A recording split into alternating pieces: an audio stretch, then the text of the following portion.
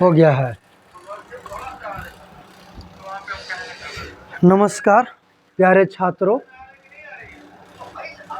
हमने बोला था कि शाम को आपको एक क्लास दूंगा जिसमें हिंदी के गद्य खंड को पहला चैप्टर लेके आया हूँ और इसका एकदम समझिए कि एक निचोड़ है जो पिछले क्लास में आपको पढ़ाया भी गया है और आपको याद रखना है कि सर पिछले साल में आया हुआ प्रश्न को हम लेकर आए हैं। कहा जाता है ना कि आया हुआ है, आएगा, है कि नहीं। मतलब पिछले भी आया है, पिछले विगत वर्षों में भी आया है, आज इस वर्ष भी आएगा और आने वाले समय में भी आने वाला है। चैप्टर का नाम आप देख ही सकते हैं, हमारे संविधान के जनक डॉक्टर भीमराव अंबेडकर का एक चैप्टर आपको पढ़ने के लिए मिला है क्लास 10th में। उस चैप्टर का नाम है श्रम विभाजन और जाति प्रथा। देख रहे हैं थंबनेल से आपको पता चल रहा है। इसमें हम आपको ऑब्जेक्टिव प्रश्न लेकर आए हैं, एकदम चुने हुए ऑब्जेक्टिव प्रश्न है जो प्रीवियस ईयर में लगातार रिपीट होते हैं और 2026 में भी रिपीट होने की संभावना 100% है। इसमें से आपको बहुत सारे प्रश्न जो है वो आपको मिल सकते हैं। बात समझ में आ रही है कि नहीं आ रही है, एक बार जरा जल्दी जल्दी बताइएगा, है ना। और अगर चैनल पे आप नए आए हैं विद्यार्थी, अगर बच्चा चैनल पर आप नए आए हैं तो इस चैनल को क्या करिए, सब्सक्राइब कर दीजिए। क्या कर दीजिए, सब्सक्राइब कर दीजिए और बेल आइकन को दबा दीजिएगा ताकि हम जो भी वीडियो बनाएं, क्योंकि हमारी शुरुआत हो चुकी है, अब लगातार यहाँ से वीडियो चलना शुरू हो जाएगा। प्रत्येक दिन आपको एक एक वीडियो 10th क्लास का और 12th क्लास का मिलने वाला है ना, याद रखिएगा। चलिए हम शुरू करते हैं, टाइम को ना गवाते हुए। हम लोग ज़्यादा लंबा वीडियो नहीं करेंगे और शुरू करेंगे। शुरू करने से पहले आपको एक बात दिमाग में रखना है कि विद्यार्थी आप लोग बहुत आलसी होते जा रहे हो। धीरे धीरे देखते ऐसा लगता है ना बच्चों को देख करके, आज के बच्चों में एकदम बहुत ज़्यादा लेजीपन, और ये देख करके शिक्षकों का मोटिवेशन डाउन हो जाता है। बच्चे में एनर्जी होती है, एक हम लोग जमाने के बच्चे थे, टीचर को परेशान कर देते थे, और आज है आप लोग तो खाली बैठे रहते हैं। याद रखिएगा सफलता आपके हाथों के लकीरों में नहीं है। सोच लीजिए, अगर आप भगवान के भरोसे बैठे हुए हैं तो ऐसा कहना बिल्कुल गलत है। कहना है कि सफलता आपके हाथों के लकीरों में नहीं है, माथे के पसीनों से मिलती है। याद रखिएगा, ये माथे के पसीने तभी आते हैं जब आप मेहनत बरकरार करते हैं, ज़बरदस्त करते हैं, शानदार करते हैं, जिंदाबाद करते हैं। आइए हम लोग शुरू करते हैं पहला प्रश्न। देखिए आप पहला प्रश्न, ये पहला प्रश्न देखिए 2018 में आया हुआ है, 18 के अलावा और साल में भी आया हुआ है ये प्रश्न। नॉर्मल से एक प्रश्न हम बताते हैं, याद रखिएगा कि भारत में बेरोजगारी का एक प्रमुख व प्रत्यक्ष कारण क्या है। आप जानते होंगे इन प्रश्नों को, देखे होंगे, समझते होंगे, और हम क्लास में भी ऐसे प्रश्न किए हैं। अगर आप क्लास 10th के बच्चे हैं तो आप प्रीवियस ईयर प्रश्नों को लगा रहे होंगे और आपको पता चल रहा होगा कि कितने इम्पोर्टेंट ये प्रश्न है। याद रखिएगा, बता सकते हैं क्या भारत में बेरोजगारी का एक प्रमुख व प्रत्यक्ष कारण क्या है? सती प्रथा। इसके बारे में तो आपको पढ़ना ही नहीं है। सती प्रथा के बारे में 10वीं क्लास में कहाँ पढ़ना, वो सब इतिहास ज्योग्राफी की बात छोड़ दीजिए, हम लोग हिंदी पढ़ने वाले हैं। जाति प्रथा, है ना, दहेज प्रथा और बच्चा बाल विवाह प्रथा। यहाँ पर भीमराव अंबेडकर का जो चैप्टर पढ़ने के लिए मिला है वो जाति प्रथा पर आधारित श्रम विभाजन का है। जाति प्रथा पर आधारित श्रम विभाजन का, दिक्कत नहीं होनी चाहिए, इसलिए इसका आंसर क्या है? जाति प्रथा है। समझ में आया या नहीं आया? आगे चलते हैं बच्चा। अब हम आपको थोड़ा सा जाति प्रथा के बारे में बता देते हैं। जाति प्रथा है क्या सर? आप सामाजिक जीवन में अगर सामाजिक तौर पे गांव में या हर क्षेत्र में रहते होंगे तो देखते होंगे भारत में जातिवाद पे राजनीति होती है। जाति को अलग अलग, यहाँ पर समाज को अलग अलग जाति में बांट दिया गया है और इस जाति के आधार पर समाज को बांटना, उसके पेशे को बांट देना, उसके काम को बांट देना, श्रमिक को बांट देना, ये जाति प्रथा कहलाती है। तो पहला का आंसर हो जाएगा जाति प्रथा। दिक्कत नहीं होनी चाहिए, याद रहेगा ना कि भारत में बेरोजगारी का एक प्रमुख व प्रत्यक्ष कारण क्या है? तो सर जाति प्रथा है। चलते हैं नेक्स्ट प्रश्न। श्रम विभाजन प्रश्न संख्या 3 है। श्रम विभाजन और जाति प्रथा पाठ है। हमें तो पता है कि सर ये भीमराव अंबेडकर के द्वारा लिखा गया है। इनको पूरा नाम बाबा साहब भीमराव अंबेडकर के नाम से जानते हैं। याद रखिएगा, इन्होंने एक भाषण दिया था, है ना। ये क्या दिए थे? एक भाषण दिए थे। और उस भाषण का क्या नाम बताइए? उस भाषण का क्या नाम है बताइए? आप उस भाषण का क्या नाम बता सकते हैं? बोलिए, आपको समय दिया जा रहा है। बोलिए, आपको समय दिया जा रहा है। The caste in India, their mechanism, genesis and development, annihilation of caste, who are Shudras. ये तो पुस्तक है विद्यार्थी। इसका आंसर चलिए हम ही बता देते हैं। आंसर इसका होगा सी। क्या होगा?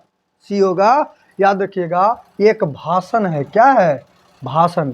एनिहिलेशन ऑफ द कास्ट है, जो एक भाषण है। और वहीं से ये चैप्टर आपको उठा करके दे दिया गया है, जिसको हम कहते हैं जाति प्रथा पर आधारित श्रम विभाजन। श्रम विभाजन और जाति प्रथा चैप्टर का आपका नाम है।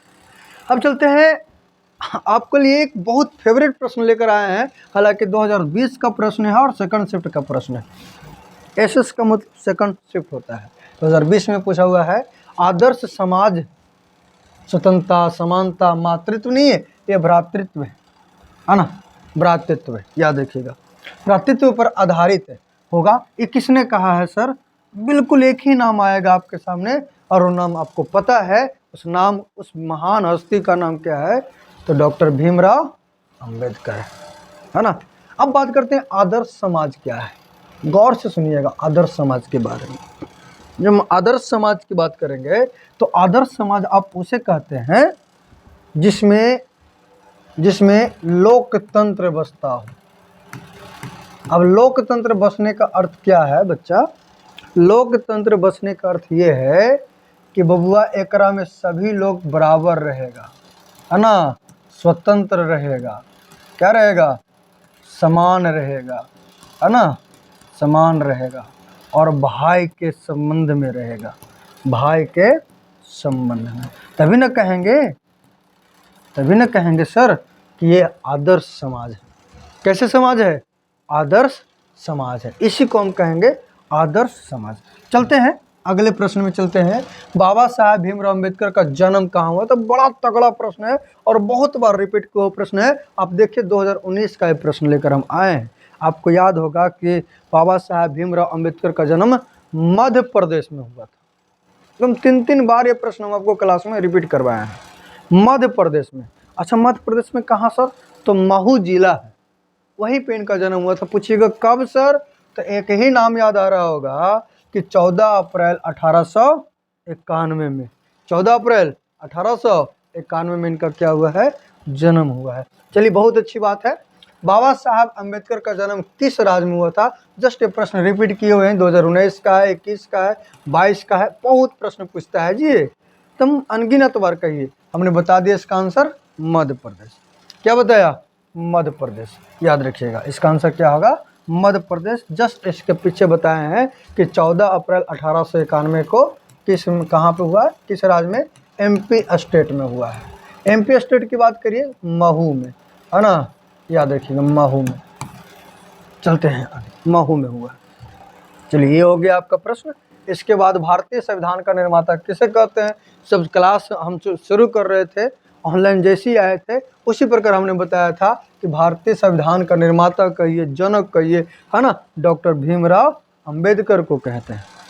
आपको हम क्लास में बताए थे, हालांकि आज भी बता देते हैं, ऑनलाइन बता देते हैं। डॉक्टर भीमराव अंबेडकर जो थे, संविधान के प्रारूप समिति के अध्यक्ष हुआ करते थे, और संविधान का प्रारूप इसी ने दिया था। इसीलिए संविधान निर्माता के नाम से जब इनकी मृत्यु हुई थी तो जो श्रद्धांजलि देने आए थे, इन्होंने इनका नाम दिया था संविधान का निर्माता। क्या? संविधान का निर्माता। चलते हैं आगे। मानव मुक्ति, याद रखिएगा, मानव को मुक्त करने वाले, मतलब मानव की मुक्ति, मतलब मुक्त करने वाले क्या होता है? नॉर्मल से एक बात समझिएगा, मानव मुक्ति का अर्थ होता है कि मानव के सभी अधिकारों को देना। क्योंकि आरंभिक समाज में मानव के सभी अधिकार नहीं थे, मानव के सभी अधिकार नहीं थे। हमारे जो समाज थे वो अलग अलग वर्गों में बटा हुआ था। उच्च वर्ग, नीच वर्ग, शूद्र वर्ग, मध्यम वर्ग, है ना, वैश्य वर्ग, याद करिए आप, जब शुरू में हम लोग समाज की बात करते हैं, वर्ग की बात करते हैं, वर्ण की बात करते हैं, तो उस समय 4 होते थे। क्षत्रिय होते थे, नहीं पहले ब्राह्मण होते थे, क्षत्रिय होते थे, वैश्य होते थे, शूद्र होते थे। इन शूद्रों को तो सबसे नीचा काम दिया जाता था। बेचारे मेहनती होते थे, लेकिन इनको अधिकार नहीं था। जब इनको अधिकार हमारे भीमराव अंबेडकर के द्वारा दिया गया तो इनको बोला गया मानव मुक्ति के पुरोधा। किसे कहा गया है? तो भीमराव अंबेडकर को कहा गया। किसे कहा गया है? भीमराव अंबेडकर को। भीमराव अंबेडकर को, बात समझ में आ रहा होगा, भीमराव अंबेडकर को कहा गया। अब चलते हैं आगे। आगे क्या है प्रश्न, गौर से सुनिएगा। आइए विद्यार्थी, 12वां नंबर प्रश्न पे हम आपको आ रहे हैं। और 12वां नंबर प्रश्न बड़ा ही शानदार है। फर्स्ट शिफ्ट में पूछा हुआ है 2020 का। श्रम विभाजन और जाति प्रथा के लेखक कौन है? एकरों में कोई सोचे वाला बात है बाबू? कुछ नहीं सोचिए, आंख बंद करिए और जहां मिलेगा भीमराव अंबेडकर वहां तुरंत रंगने का प्रयास करिए और ये हो जाएगा। आगे चलते हैं। भीमराव अंबेडकर के चिंतन व रचनात्मकता के प्रेरक व्यक्ति, सीधे सीधे आपको याद रखना है कि भीमराव अंबेडकर के 3 गो व्यक्ति थे जो कैसे व्यक्ति थे? प्रेरक व्यक्ति। सब प्रेरक व्यक्ति क्या होता है? जिसे देखकर लोग सीखते हैं। और आपको तो पता ही है, प्रत्येक बच्चा का प्रेरक व्यक्ति उनके शिक्षक होते हैं। 80% बच्चे ये चाहते हैं कि हम शिक्षक के बातों को माने और शिक्षक के जैसा ही बने, क्योंकि विद्यार्थी का पहला आइडियल हीरो जो होते हैं ना, उनके माता पिता होते हैं, उसके बाद उनके शिक्षक होते हैं। 80% छात्र जो हैं वो अपने शिक्षकों को देख करके बहुत सारी बातों को सीखते हैं। तो यहाँ पे एक बात बताया जा रहा है, प्रेरक व्यक्ति जो हमारे डॉक्टर भीमराव अंबेडकर के थे, जिसके अनुसार ये चला करते थे, उनके सिद्धांतों पर ये अपनी बातों को रखा करते थे। तो इनके 3 व्यक्ति हैं। पहला व्यक्ति का नाम है बुद्ध। क्या नाम है? बुद्ध। दूसरा व्यक्ति का नाम है कबीर। क्या नाम है? कबीर। और तीसरा व्यक्ति का नाम है ज्योतिबा फुले। याद रखिएगा, ज्योतिबा फुले, ज्योतिबा फुले, ज्योतिबा फुले, याद रखिएगा। यहाँ पे क्या होगा सर? इनमें से सभी। ऑप्शन में तो तीनों दिया हुआ है, आंसर हो जाएगा इनमें से सभी हो जाएगा। चलते हैं आगे। अगला प्रश्न में आएंगे बाबू, तो एक बात और आपको ध्यान से देखना है कि भीमराव अंबेडकर किसके प्रोत्साहन पर उच्चतर शिक्षा के लिए न्यूयॉर्क गए थे? बड़ा तगड़ा प्रश्न है, याद रखिएगा, बड़ा ही तगड़ा प्रश्न है। 16 नंबर प्रश्न है। अब पहले इन प्रश्नों को देखिए, सोचिए, कौन राजा था, कहाँ का राजा था जिसके प्रोत्साहन पर ये गए थे? बताइए। ये प्रश्न को आपको बताना है, याद रखिएगा, ये प्रश्न को आपको बताना है। कहाँ गए हैं? न्यूयॉर्क गए हैं। न्यूयॉर्क मतलब आपको समझ में आ रहा होगा, है ना, विदेश है। याद रखिएगा, न्यूयॉर्क गए हैं। और आप सोचिए, इंदौर के नरेश है। नरेश मतलब होता है राजा। क्या होता है? राजा होता है ना। मेवाड़ के नरेश है, बड़ौदा के नरेश है, राजकोट के नरेश नहीं सर। एक में सर प्रश्न क्या होगा, आंसर क्या होगा? आपको मेवाड़ के नरेश होगा। कहाँ का नरेश होगा? मेवाड़ के नरेश। इन्हीं के प्रोत्साहन पर बेचारे कहाँ गए थे? न्यूयॉर्क गए थे अपनी पढ़ाई करने के। याद रखिए। चलते हैं। बड़ा तगड़ा पुस्तक है और अक्सर प्रश्न में आता है। 2024 का प्रश्न है और 2026 में 90% संभावना है कि ये प्रश्न आएगा। याद रखिएगा, आएगा तो आएगा। और ये पुस्तक किन की है? तो डॉक्टर भीमराव अंबेडकर की है, द अनटचेबल। द अनटचेबल, याद रखिएगा, द अनटचेबल किसकी पुस्तक है? डॉक्टर भीमराव अंबेडकर की पुस्तक है। दिक्कत नहीं ना बच्चा? आगे चलो। 18वां नंबर क्वेश्चन, किसे बाबा साहब के नाम से जानता है? कौन नहीं जानता है? डॉक्टर भीमराव अंबेडकर को हम लोग बाबा साहब के नाम से जानते हैं। देखिए कितना सरल प्रश्न है और 2024 में पूछ दिया है कि नहीं? बोलिए ना, है ना? बताइए। आगे चलते हैं। और ये लास्ट प्रश्न हमारा है ना। आज हम 19 प्रश्न को ही लेकर आए हैं ताकि वीडियो लंबा ना हो। हमारी शुरुआत है, धीरे धीरे सारे चीज करना शुरू करेंगे। याद रखिएगा, the caste in India their mechanism किसकी रचना है? और देखिए बच्चा, ये प्रश्न पूछा हुआ है, पिछले के साल पूछ लिया है। सोच लीजिए कितना इम्पोर्टेंट है। और हमें लगता है कि जो पढ़ाएंगे वही आएगा एग्जाम हॉल में। कहाँ से बनाएगा प्रश्न? किताबों में इसने बनाएगा। तो भीमराव अंबेडकर की ये क्या है सर? रचना है। बात समझ में आया या नहीं आया? चलते हैं आगे। क्या है? अच्छा एक प्रश्न और है, अच्छा 15 नंबर प्रश्न है, हु आर शुद्धराज किनकी रचना है? देखिए 2023 का प्रश्न है, ये प्रश्न आने की संभावना 2026 में बबुआ 80% बनता है कि आएगा, है ना। और याद रखिएगा, और हमारे भीमराव अंबेडकर की ये पुस्तक है, भीमराव अंबेडकर की, किसकी पुस्तक है? बाबा साहेब भीमराव अंबेडकर का जन्म किस परिवार में हुआ था? आप याद करिए, दलित परिवार में हुआ। इसके बारे में तो हमने पहले ही आपको बता दिया था कि किस परिवार में, दलित परिवार में। किस परिवार में हुआ था? दलित परिवार में। नंबर थोड़ा सा अनबैलेंस हो गया है, पर कोई बात नहीं, हमें प्रश्न से मतलब है, नंबर से मतलब नहीं है। बहुत सारी समस्याएं होते हैं ऑनलाइन क्लास में लाने के लिए, एक को पूरा करिएगा तो एक कम जाता है। हाँ, व्यवस्था सारी हो जाएगी, पहली क्लास है, 1-2 दिन की क्लास में सब के सब काम कर लेंगे। आगे चलते हैं, आगे क्या है मामला? अगला है जाति प्रथा स्वाभाविक विभाजन नहीं है, क्यों? अच्छा एक बात बताइए, जाति प्रथा के आधार पर हम लोग वर्ग को बांट देते हैं, विभाजन कर देते हैं। क्या कर देते हैं? विभाजन। हम लोग वर्ग को बांट देते हैं, जाति के आधार पर, जाति के प्रथा के आधार पर हम लोग वर्ग को बांट देते हैं, उनके काम को बांट देते हैं, यहाँ तक कि लोग को बांट दे रहे हैं, है ना। ये स्वाभाविक विभाजन है क्या? है बताओ। आज के दौर लोकतंत्र का चल रहा है और आप जाति के आधार पर विभाजन कर रहे हैं, ये बिल्कुल सरासर गलत है, सरासर गलत, है ना। स्वाभाविक विभाजन बिल्कुल नहीं है ना। याद रखिएगा, क्यों नहीं है? भेदभाव के कारण, शोषण के कारण, गरीबी के कारण। बताइए, एकदम बहुत हल्का प्रश्न, रुचि पर आधारित नहीं होने के कारण। बताइए प्रश्न को, बताइए इसका क्या आंसर होगा। एक बात बताओ, जाति प्रथा के बारे में सबसे बड़ी बात बुक में क्या मिलेगा कि इसमें व्यक्ति को अपने रुचि के आधार पर पेशा निर्धारण करने का आदेश नहीं दिया जाता है, सलाह नहीं दिया जाता है। उन्हें जबरदस्ती उनके पैतृक पेशा में ही डाल दी जाती है, चाहे वे भोजन करे या ना करे, चाहे वो खाना खाए या ना खाए, क्योंकि अब बच्चा हमें काम करना है अपने मन का, और हमारी समाज का रे कि नहीं तो अपने पिताजी का काम कर लो। उस काम में हमारा मन नहीं लगेगा, मन से काम नहीं करेंगे।